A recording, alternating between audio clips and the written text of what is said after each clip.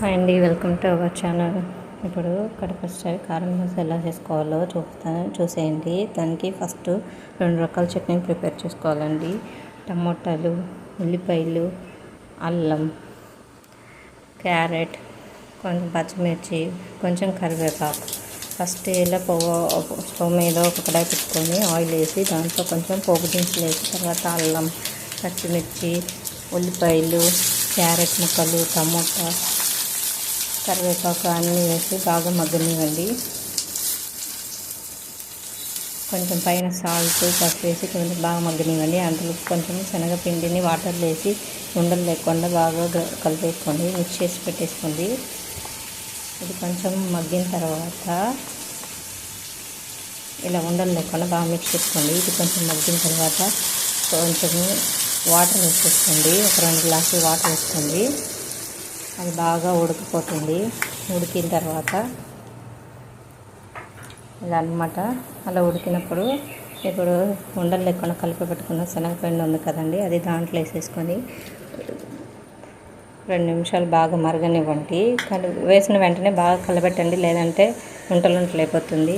ఇలా అన్నమాట. కలబెట్టేసి స్టవ్ సిమ్లో పెట్టేసుకొని ఇలా కలబెట్టుకుంటూ ఉండండి. ఒక 2-3 మినిట్స్లో ఈ చట్నీ అనేది రెడీ అయిపోతుంది. దీన్ని బొంబాయి చట్నీ అంటామండి.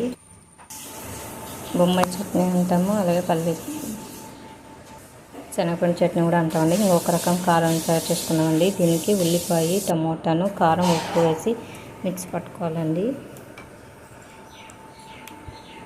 ఇదొక చట్నీ. ఉల్లిపాయ, టమోటా, కారం, ఉప్పు.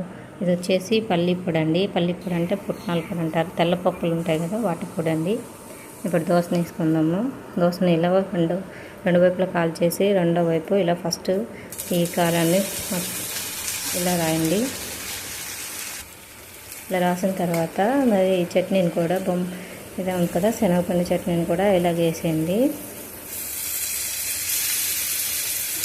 రెండింటిని బాగా గరిటెతో మిక్స్ చేసేసి బాగా మొత్తం స్ప్రెడ్ చేసేయాలండి. దోశ మొత్తం స్ప్రెడ్ చేసిన తర్వాత ఈ పప్పులు కూడా వేసేసి కాల్ చేసేయాలండి. ఇలా వేసేస్తే చూసారా, ఎంతో టేస్టీ కడప స్టైల్ కారం దోశ రెడీ అయిపోయింది. చూసారా, కడప స్టైల్ కారం దోశ విత్ 2 చట్నీస్. శనగపిండి చట్నీ, ఎర్రకారం అండి. ఇది తర్వాత పప్పుల పొడి అండి, తెల్లపప్పులు ఉంటాయి కదా అది. మరి అండి, ఇలాంటి కడప స్పెషల్ రెసిపీస్ కోసం మన ఛానల్ని సబ్స్క్రైబ్ చేసుకోండి. ఈ దోశ పిండిని ఎలా కాపాలో ఫుల్ వీడియో చేశాను, చూడండి. Thank you for watching.